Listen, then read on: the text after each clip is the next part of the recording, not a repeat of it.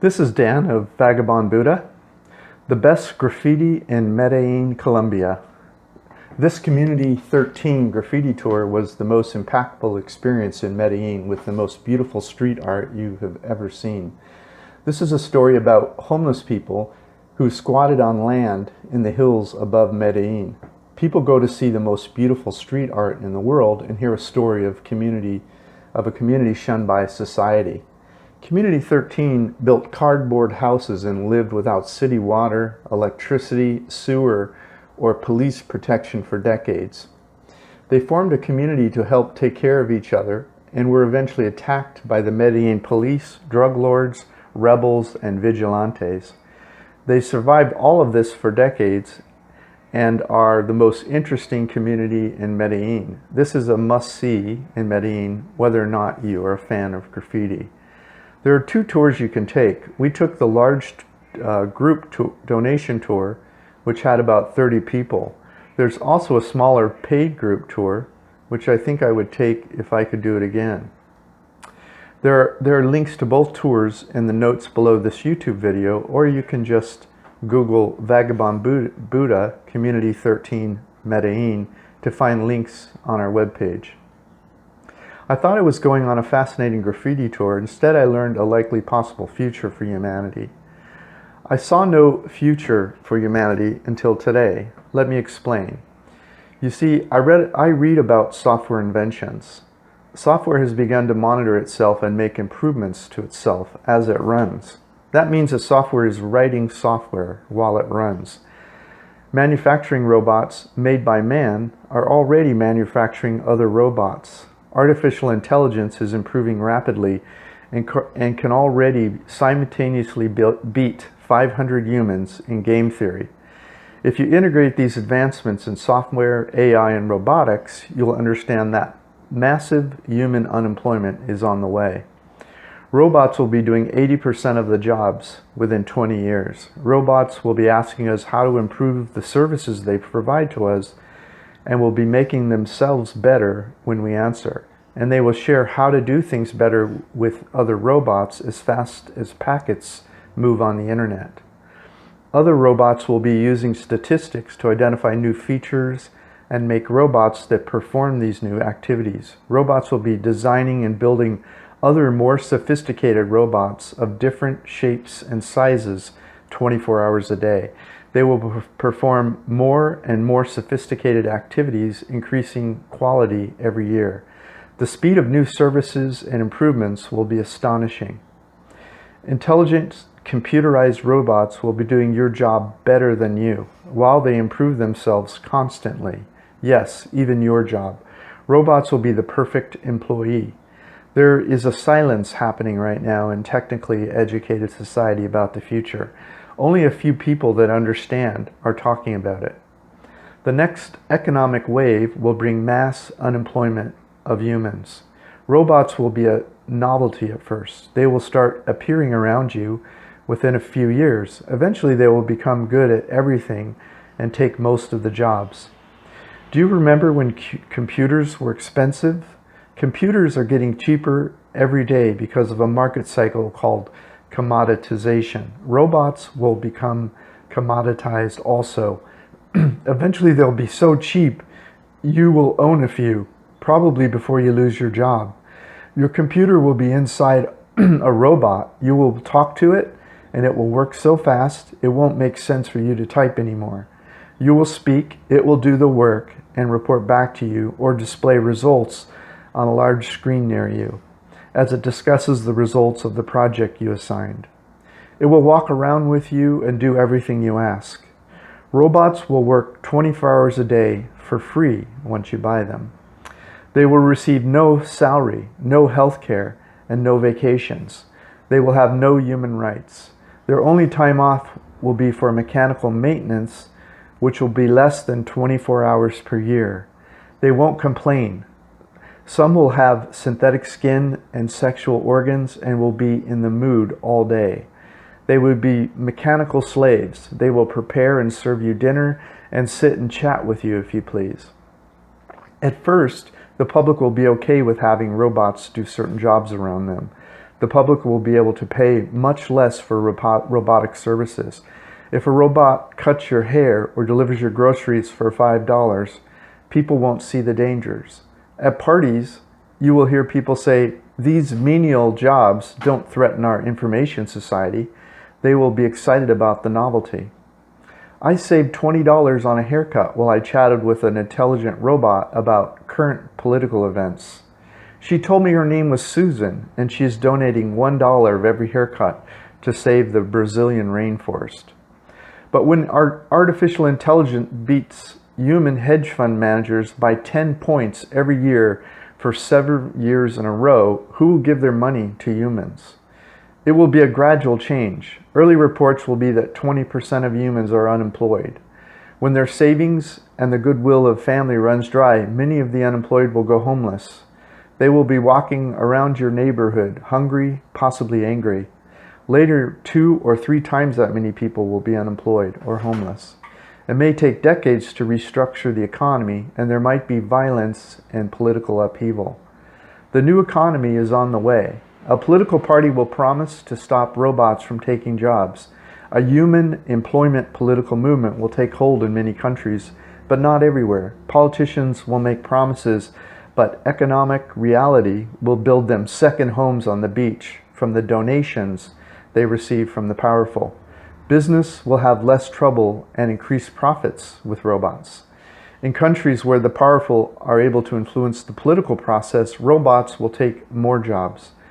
Companies will move operations to robotic favorable countries because they'll be able to get goods and services produced for pennies on the dollar.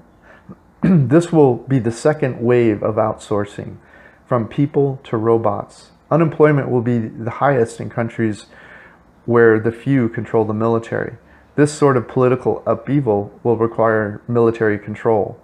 The military itself will continue to buy drones so humans are not put at risk. Ground forces will be replaced by robots.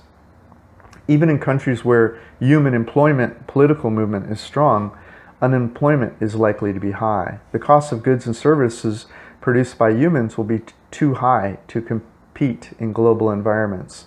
Countries with strong human employment policies won't be able to export their goods because the cost of human production won't compete globally with robots. Many companies will leave these human employment countries to reduce human costs. Eventually, a United Nations type organization will try trade protectionist policies that favor trade between countries with strong human employment policing. But the details and time for this political transformation is very unpredictable. The transition period could be generational. The idea of democracy itself will be questioned. The business elite will argue openly, should people be allowed to vote when they pay no taxes, have no property, and contribute nothing to society? Won't the unemployed just vote to have government take our robots? What motivation would there be for the owners of resources to invest in robots that are taken from them in the human employment countries? You better keep at least one factory in a robot-friendly country. What if resource controllers react by moving residency to favorable nations, places where wealth accumulates free of government interference of robotics and low corporate taxation? What if all the military power is owned and operated by a few of these robotic tax havens? Why are so few people seeing this coming? There will be a transition period when the homeless and unemployed will be roaming about with fear, hunger, anger, and sadness in their eyes. This future, this uncertainty, this pain and suffering is coming at us without bugle, trumpet, or announcement. The new economy is on the way. The technical elite of our world are some of the most productive and well-paid members of the information age. They know about the future, but are too busy solving today's problems. They have very little time to worry about tomorrow, but the ones who are paying attention to the trends seem to be worrying in silence. The technical elite, engineers and scientists, are not like the business elite. They are more silent, contemplative, and reserved. Very few are interested in or have their hands on the political levers of society. They generally find politics a waste of intelligent time. They rather solve problems in front of them than problems that require influencing or organizing social or political behavior. As this problem becomes more acute, they may try solving it with technology. This problem might be difficult to fix late in the game after robotic efficiency gains are known by the business elite. There will always be engineers fresh out of college who will be willing to add features and artificial intelligence to robots. But eventually the AI will write its own AI. Before anybody knows what happened, the business elite and the politicians will control resource decisions. In most countries they already do, and history tells us what they will do. Until today, I didn't see any possible happy ending for the unemployed. Today I learned a glimmer of hope for mankind. Today I learned the story of Community 13 of Medellin, Colombia. As I walked through the street art community, I heard the story of its political transformation. This isn't a movie, it's already happened. But I will tell the story of our unemployed future through the eyes of what has already happened here in Community 13. As you listen, you may realize this is just an extension of a story you may see unfolding in your town. There will be individuals and groups of people who are unemployable because robots are doing their jobs. At first they will be hopeless, alone, abused, killed, raped, wandering by day and hiding at night, sleeping anywhere they can. There will be too many to be controlled or corralled into camps. Eventually they will form communities in places where they are less hassled by the police. These camps will be on difficult terrain, on the least valuable lands. They will make cardboard houses with plastic roofs. Eventually these camps will be raided by police and the unemployed will be beaten and forcibly removed from the land. The police will destroy their cardboard houses. This will cause some of them to temporarily disperse back into parks or alleys of employed neighborhoods. This will create a political backlash against the police in employed neighborhoods. Many will resettle and rebuild their cardboard houses and wooden homes on the same land where the police removed them. The police will return, beat, burn, kill, and remove them over and over again. Eventually, social media will cover the brutal nature of police action, and the employed who prefer to keep the unemployed out of sight will pressure politicians to leave the homeless alone. The unemployed will prefer that the employed will prefer that the unemployed live in their own cardboard communities than living in employed neighborhoods. This political pressure will eventually get the police to leave these unemployed cardboard communities alone. However, the government will not provide any police protection for these areas where the unemployed live. The government will say they pay no taxes. They contribute nothing to society, so we will not put in sewers, water, or electricity. Their homes are not built to code. They are just squatters. They don't own the land. They don't pay rent, so they don't deserve any money collected from the unemployed or the corporations. The unemployed don't buy politicians' beach houses. These outcast communities will be left alone by the government to protect themselves. The outcast communities will eventually be preyed upon by drug dealers, pimps, prostitution, and gangs because the criminal element can operate without fear of police in the outcast territories. Eventually, the community will form vigilante groups approved and populated by community members, and the vigilantes will push the criminal element out of the outcast communities without police support.